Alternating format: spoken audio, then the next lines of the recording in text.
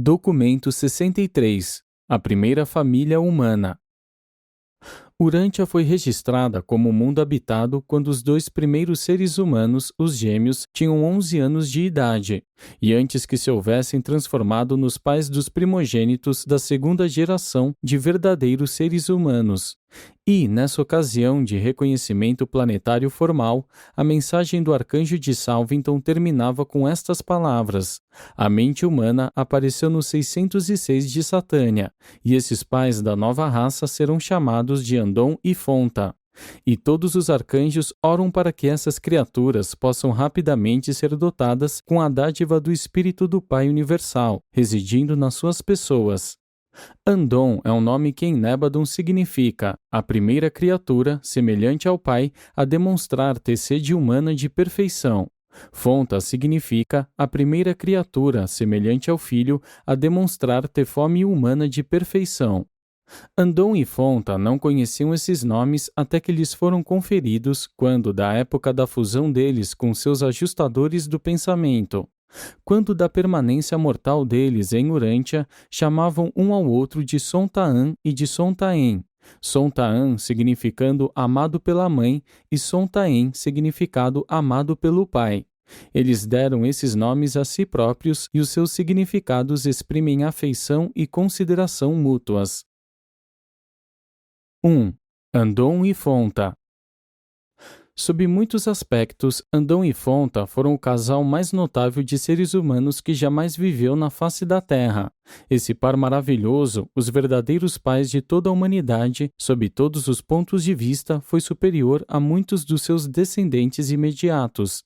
E ambos foram radicalmente diferentes de todos os seus ascendentes, tanto imediatos quanto remotos. Os pais desse primeiro casal humano eram aparentemente pouco diferentes da média da sua tribo, embora estivessem entre os membros mais inteligentes daquele grupo que primeiro aprendeu a atirar pedras e usar a clava para lutar. Eles também faziam uso de lascas pontiagudas de pedras, sílex e ossos. Enquanto ainda viviam com seus pais, Andon havia amarrado uma lasca aguda de pedra na extremidade da clava, usando tendões animais com essa finalidade, e, em muitas oportunidades, fez uso dessa arma para salvar tanto a sua vida quanto a da sua igualmente aventureira e curiosa irmã, que infalivelmente o acompanhava em todas as suas caminhadas para explorações. A decisão de Andon e Fonta de deixar a tribo de primatas implica uma qualidade de mente muito acima da inteligência grosseira que caracterizou tantos descendentes seus, que se rebaixaram cruzando com os seus primos atrasados das tribos simianas.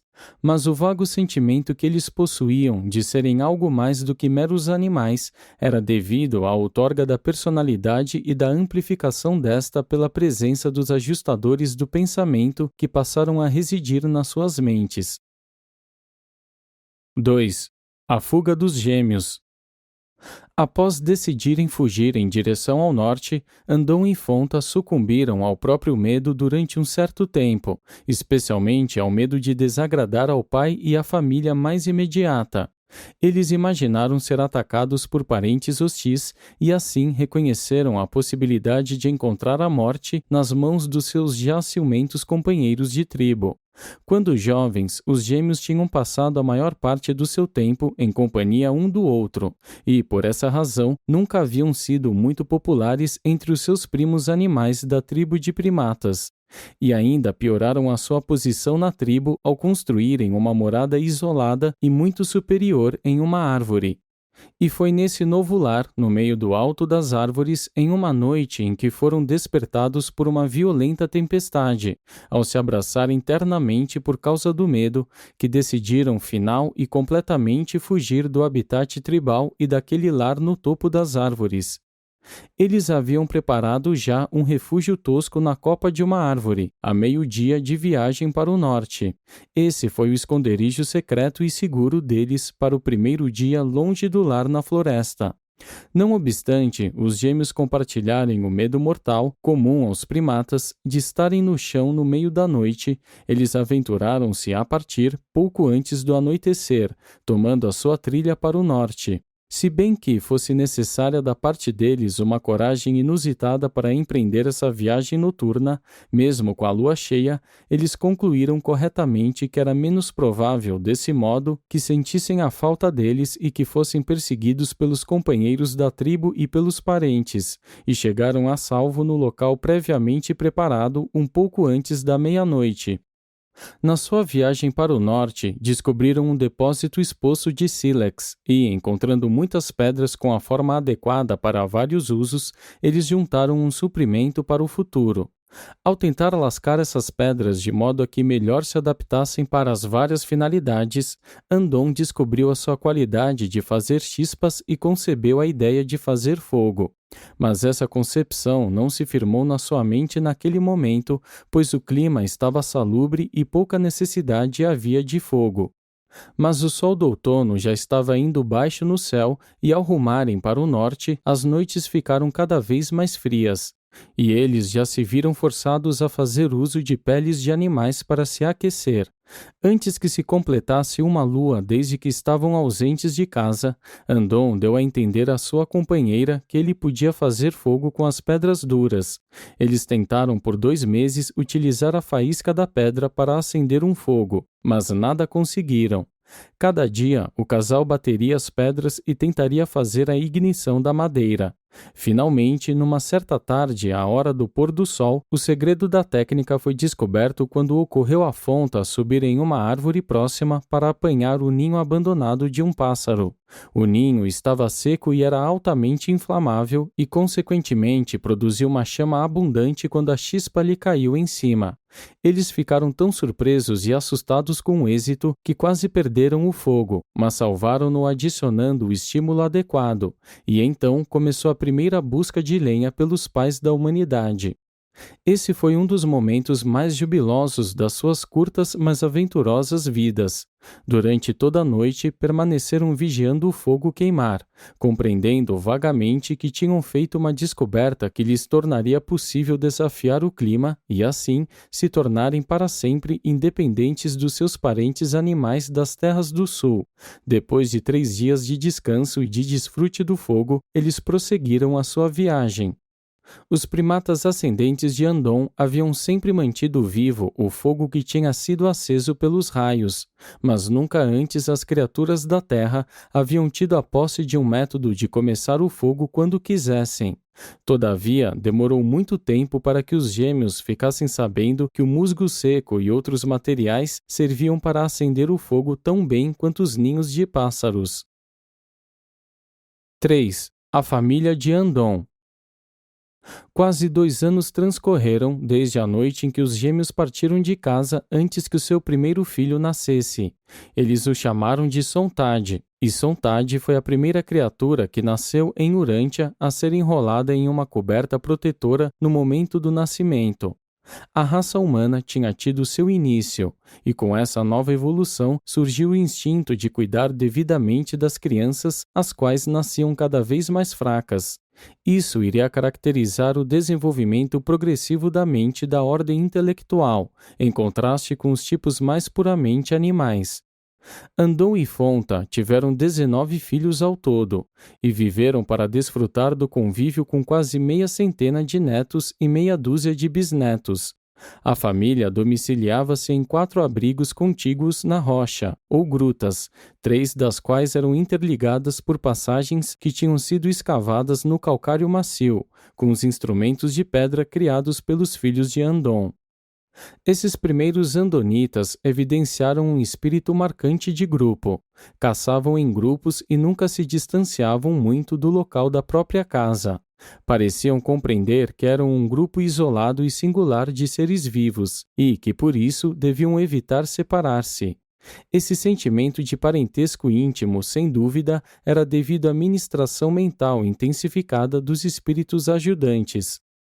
Andon e Fonta trabalharam incessantemente para nutrir e elevar o seu clã. Viveram até a idade de 42 anos, quando ambos foram mortos durante um abalo da terra, pela queda de uma rocha pendente. 5 dos seus filhos e 11 netos pereceram com eles, e quase 20 dos descendentes deles sofreram ferimentos sérios. Com a morte dos seus pais, Sontag, a despeito de estar com um pé seriamente ferido, assumiu imediatamente a liderança do clã e foi habilmente ajudado pela sua mulher, a sua irmã mais velha. A primeira tarefa deles foi rolar as pedras para enterrar definitivamente os seus pais, irmãos, irmãs e filhos mortos. Um significado indevido não deveria estar ligado a esse ato de enterrar. Suas ideias de sobrevivência depois da morte eram muito vagas e indefinidas, derivando-se essencialmente da vida dos sonhos fantásticos e variados que tinham. Essa família de Andon e Fonta manteve-se unida até a 20ª geração, quando um misto de competição pelos alimentos e de atrito social trouxe o começo da dispersão. 4.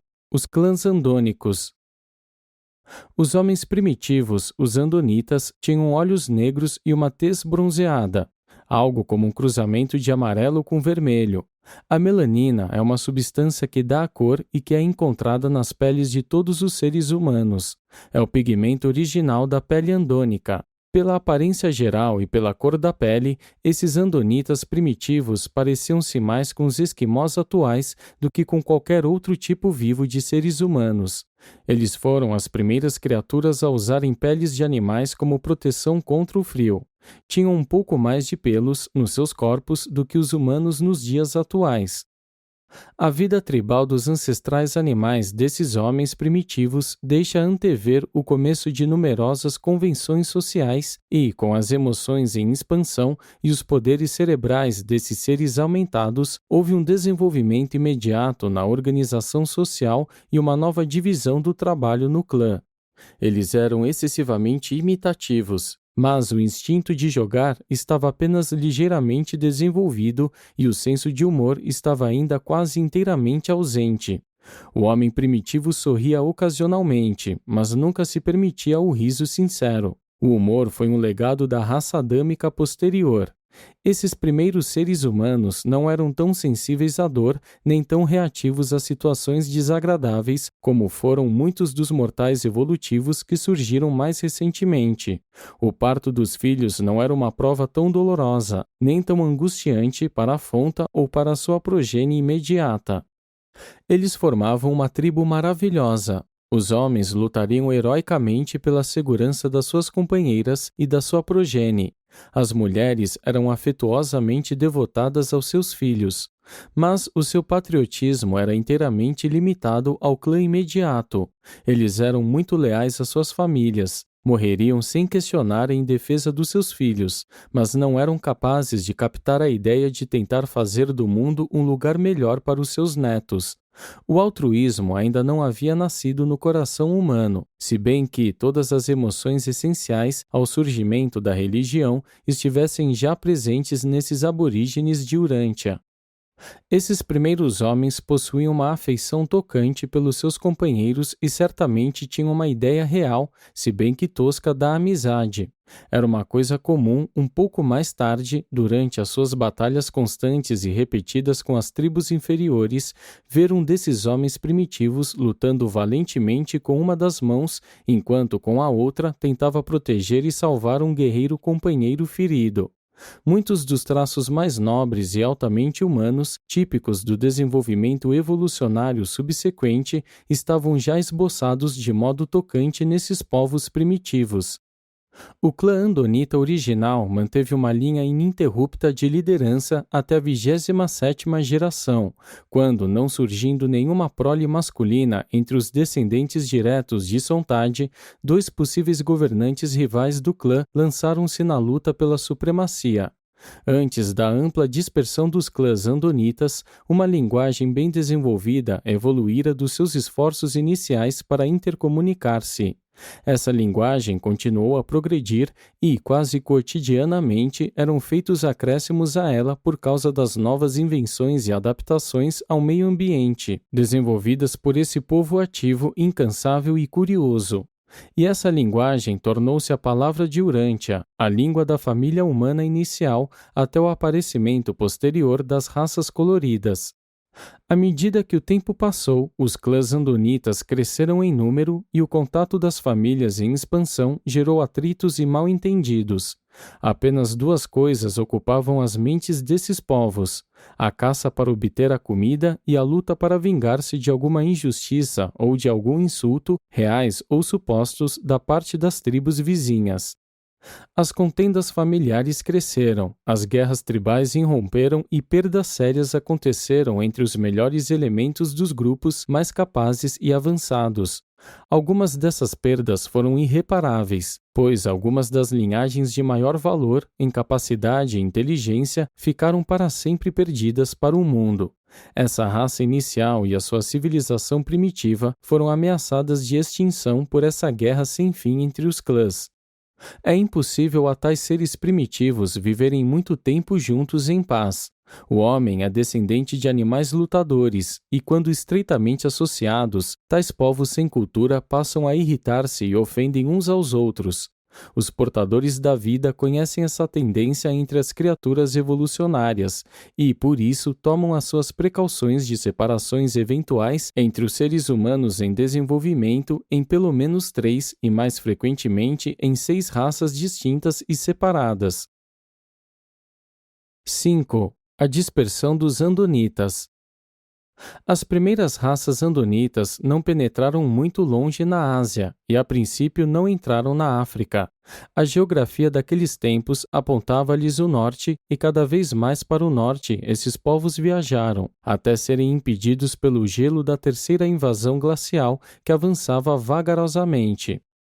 Antes que essa imensa camada de gelo alcançasse a França e as Ilhas Britânicas, os descendentes de Andon e Fonta haviam sido empurrados para o oeste na Europa e haviam se estabelecido em mais de 1000 locais separadamente ao longo dos grandes rios que iam até as águas, então quentes, do Mar do Norte.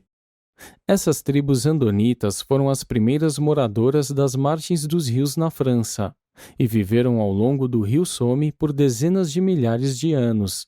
O Somme é o único rio que não mudou durante as eras glaciais, correndo para o mar naqueles dias do mesmo modo como faz hoje. E isso explica por que tantas evidências dos descendentes andonitas são encontradas ao longo do vale do curso desse rio. Esses aborígenes de Urântia não moravam em árvores, embora nas emergências eles ainda se refugiassem no topo delas.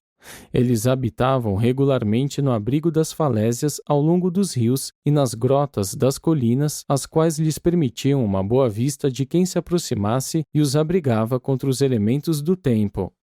Assim, podiam desfrutar do conforto das suas fogueiras sem serem muito incomodados pela fumaça. E tampouco eram realmente habitantes das cavernas, se bem que, em tempos posteriores, as camadas de gelo chegaram até o sul e empurraram os seus descendentes para dentro de cavernas. Eles preferiam acampar perto da borda de uma floresta e ao lado de uma correnteza. Muito cedo se tornaram notavelmente espertos a ponto de camuflar as suas moradas parcialmente abrigadas e demonstraram grande habilidade para construir quartos de dormir de pedra, cabanas em forma de domo para dentro das quais eles rastejavam à noite. A entrada desse abrigo era fechada, rolando-se uma pedra para a frente dela. Uma grande pedra que tinha sido colocada do lado de dentro com esse propósito, antes que as pedras do teto fossem postas nos seus lugares. Os andonitas eram caçadores destemidos e bem-sucedidos, e, à exceção de morangos selvagens e de certas frutas das árvores, viviam exclusivamente de carne. Do mesmo modo como Andon inventou o machado de pedra, também os seus descendentes logo descobriram e tornaram efetivo o uso da lança e do arpão. Afinal, uma mente criadora de instrumentos funcionava em conjunção com uma mão destra no uso desse implemento, e esses humanos primitivos tornaram-se altamente hábeis na elaboração de ferramentas de pedra. Viajavam por toda parte, em busca da pedra mais dura, do mesmo modo que os humanos de hoje viajam aos confins da Terra em busca de ouro, platina e diamantes. E, de vários outros modos, essas tribos andonitas manifestaram um grau de inteligência que os seus descendentes retrógrados não atingiram em 500 mil de anos, ainda que, muitas vezes, hajam redescoberto vários métodos de acender o fogo. 6. Onagar, o primeiro a ensinar a verdade. À medida que a dispersão adonita se estendeu, o status cultural e espiritual dos clãs retrocedeu por quase 10.000 anos até os dias de Onagar, que assumiu a liderança dessas tribos, trouxe a paz entre elas e pela primeira vez conduziu todos à adoração daquele que dá o alento aos homens e animais. Andon havia se confundido muito em termos de filosofia. Assim, havia escapado por pouco de tornar-se um adorador do fogo, em vista do grande conforto que se derivava da sua descoberta acidental. A razão, entretanto, desviou-o da sua própria descoberta, orientando-o para o sol como uma fonte superior de calor e de luz e mais inspiradora de temor e reverência. Mas, por ele estar muito longe também, não se tornou um adorador do sol. Os andonitas logo desenvolveram o medo dos elementos: trovão, relâmpago, chuva, neve, granizo e gelo. Mas a fome permanecia como o impulso mais constantemente recorrente nesses dias primitivos, e, já que subsistiam basicamente de comer animais, finalmente eles desenvolveram uma forma de adoração aos animais. Para Andon, os maiores animais comestíveis eram símbolos da força criativa e do poder de sustentação. De quando em quando, tornou-se um costume designar vários desses animais maiores como objeto de adoração. Durante o tempo em que estava em voga um animal em particular, contornos toscos dele eram desenhados nas paredes das cavernas, e mais tarde, com o progresso contínuo que se fazia nas artes, esse deus animal era gravado em vários ornamentos. Os povos andonitas formaram muito cedo o hábito de renunciar a comer a carne do animal de veneração tribal. Brevemente, com a finalidade de impressionar mais fortemente as mentes dos seus jovens, eles estabeleceram uma cerimônia de reverência que era feita em torno do corpo de um desses animais venerados. E, mais tarde ainda, essa celebração primitiva transformou-se, entre os seus descendentes, em cerimônias mais elaboradas e com sacrifícios. Essa é a origem dos sacrifícios como uma parte da adoração. Essa ideia foi elaborada por Moisés no ritual hebreu e conservada, no seu princípio, pelo apóstolo Paulo, como doutrina de expiação do pecado por meio do derramamento de sangue. Que o alimento tivesse sido uma coisa de importância tão suprema nas vidas desses seres humanos primitivos é mostrado pela prece ensinada a esses homens simples por Onagar, o seu grande educador, e essa prece era: ó alento da vida, no dia de hoje, dai-nos a nossa comida diária, livrai-nos da maldição do gelo, salvai-nos dos nossos inimigos da floresta e com misericórdia recebei-nos no grande além.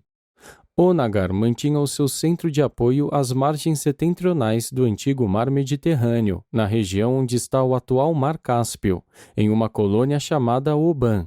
Esse local de permanência era situado no ponto onde a trilha que vinha do sul da Mesopotâmia e levava ao norte fazia uma curva para o oeste. De Oban, ele enviou educadores às colônias mais longínquas para disseminar as suas novas doutrinas de uma deidade única e o seu conceito da vida futura, que ele denominava de grande além. Esses emissários de Onagar foram os primeiros missionários do mundo. Foram também os primeiros seres humanos a cozinhar a carne, os primeiros a usar regularmente o fogo para o preparo da comida. Eles cozinhavam a carne nas extremidades de espetos e também em pedras quentes. Posteriormente, eles tostavam grandes pedaços no fogo, mas os seus descendentes voltaram a usar quase que inteiramente a carne crua. Onagar nasceu há 983.323 anos, contados do ano 1934 d.C., e viveu até os 69 anos de idade. O registro das realizações dessa mente mestra e desse líder espiritual dos dias anteriores ao príncipe planetário é uma récita emocionante sobre a organização desses povos primitivos em uma sociedade verdadeira. Ele instituiu um governo tribal eficaz que continuou sem par durante as gerações seguintes por muitos milênios. Nunca mais, até a chegada do príncipe planetário, houve uma civilização tão altamente espiritual na Terra. Esse povo simples possuía uma religião real, ainda que primitiva, mas que foi subsequentemente perdida com os seus descendentes em decadência. Ainda que ambos, Andon e Fonta, tenham recebido ajustadores do pensamento, exatamente como muitos dos seus descendentes, não foi senão nos dias de Onagar que os ajustadores e os serafins guardiães vieram em grande número para Urântia, e essa foi, de fato, a idade dourada do homem primitivo. 7. A sobrevivência de Andon e Fonta. Andon e Fonta, os fundadores esplêndidos da raça humana, receberam reconhecimento na época do julgamento de Urântia, quando da chegada do príncipe planetário, e, no tempo devido, eles emergiram do regime dos mundos das mansões com status de cidadania em Jerusalém. Embora nunca lhes haja sido permitido voltar a Urântia, são conhecedores da história da raça que fundaram. Eles afligiram-se com a traição de Caligástia, lamentaram-se por causa da falta adâmica, mas rejubilaram-se sobremaneira quando receberam o anúncio de que Micael havia selecionado o mundo deles como cenário para sua auto-outorga final. Em Jerusalém, tanto Andon quanto Fonta fusionaram-se aos seus ajustadores do pensamento, como o fizeram também vários dos seus filhos, inclusive Sontade, mas a maioria dos seus descendentes, mesmo os imediatos, apenas logrou a fusão com o espírito. Andon e Fonta, pouco depois da sua chegada em Jerusalém, receberam do soberano do sistema permissão para retornarem ao primeiro mundo das mansões e servirem junto às personalidades moronciais que dão as boas-vindas aos peregrinos do tempo, vindos de Urântia para as esferas celestes. E foram designados indefinidamente para esse serviço. Eles tentaram enviar saudações a Urântia por meio dessas revelações, mas esse pedido lhes foi sabiamente negado. E essa é a narração do capítulo mais heróico e fascinante em toda a história de Urântia, a história da evolução, das lutas de vida, da morte e da sobrevivência eterna dos progenitores singulares de toda a humanidade. Apresentado por um portador da vida residente em Urântia.